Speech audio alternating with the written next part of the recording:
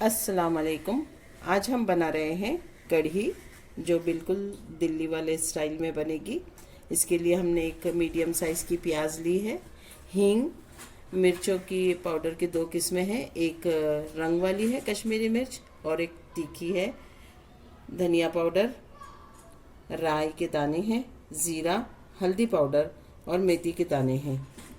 इसके लिए हम इस्तेमाल करने वाले हैं, जैसा कि हम बता रहे हैं आपको, light house rice brand oil, जो वेस्टेज कंपनी का है। क्योंकि बहुत ज़्यादा तेल लगने वाला है, पकोड़े वगैरह तले जाएंगे, और हमें तेल ऐसा इस्तेमाल करना है जो हेल्थ के लिए बहुत बेहतर हो। और हम ये तेल इसलिए इस्तेमाल कर रहे हैं क्योंकि इसमें कोलेस्ट्रॉल के लिए कोई गुंजाइश नहीं। ऑयल हमारा गर्म हो चुका है, उसमें हमने राई के दाने, मेथी के बीज और जीरा डाल दिया है। जब ये तड़कने लगेगा अच्छी तरह से, तो हम इसमें प्याज डाल के सौते कर लेंगे। इसमें हम प्याज हल्की सी गुलाबी कर लेंगे। अब कढ़ी के लिए हमने लिया है पाव किलो दही, 5 चम्मच बड़े बेसन। अब हम इसे मिक्सी में अच्छी तरह से बीट करेंगे। जो मसाले मैंने आपको बताई थी वो इसमें डालने के बाद, अब इस दही में हम डाल देंगे बेसन,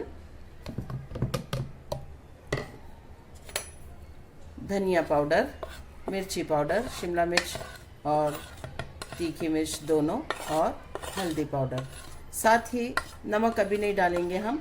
इसमें हम डालेंगे 1-1 चम्मच अदरक लहसुन का पेस्ट।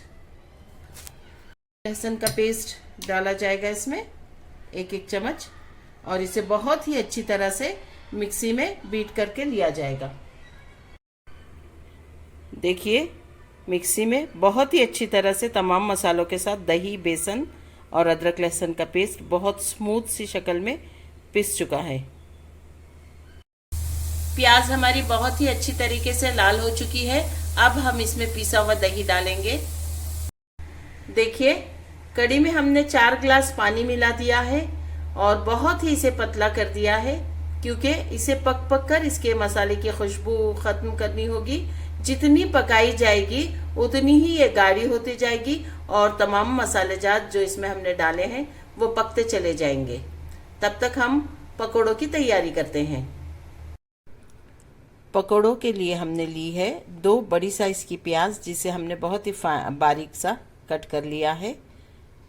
1 प्याली बेसन लिया है, हरा धनिया, हरी मिर्चें, हल्दी, ज़ीरा, थोड़ी सी अजवाइन और थोड़ा सा खाने का मीठा सोडा। प्याज में डाली जाएगी तमाम चीज़ें। डालेंगे इसमें बेसन, लहसुन का पेस्ट और नमक।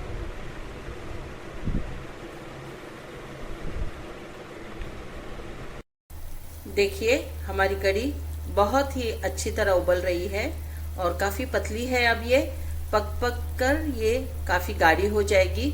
अब इस स्टेज पर हम डालेंगे इसमें नमक, क्योंकि अगर नमक पहले डाल दिया जाए तो उबाल आ जाता है, बाहर गिर जाती है। और याद रहे कि कढ़ी के लिए हमेशा खट्टा दही इस्तेमाल करना चाहिए। देखिए, कढ़ी हमारी पक पक कर उसका कहाँ पर निशान है, नीचे आ चुका है। काफ़ी अच्छी पक गई है, गाढ़ी हो गई है और पकोड़े हमारे तलने लगे हैं। ये पकोड़े तलकर हम इस कढ़ी में मिक्स कर देंगे। कुछ लोग इसे अलग ही रखते हैं, लेकिन हम इसे मिलाना पसंद करते हैं। देखिए, हमारे पकोड़े बनकर तैयार हो गए हैं और हम इसे अब कढ़ी में मिला देंगे, और मिलाने के बाद 2 उबाल और ले लेंगे ताकि कढ़ी अच्छी तरह से इसमें शामिल हो जाए भजियों में। हमने पकोड़ों को कढ़ी में डाल दिया है और अच्छे उबाल आने तक उन्हें पकने के लिए छोड़ दिया है। आखिर में कढ़ी को लहसुन और सुर्ख मिर्च से बघारा जाएगा। देखिए, लहसुन और मिर्चों का हमने इसको बघार लगा दिया है, बहुत ही खूबसूरत लगने लगी है। हमारी कढ़ी और चावल तैयार हैं। अल्लाह ताला आपके दस्तरखान पर बहुत सारी बरकतें और नेमतें अता फरमाए। इसे बनाइए, जायका लीजिए, दुआओं में याद रखिए।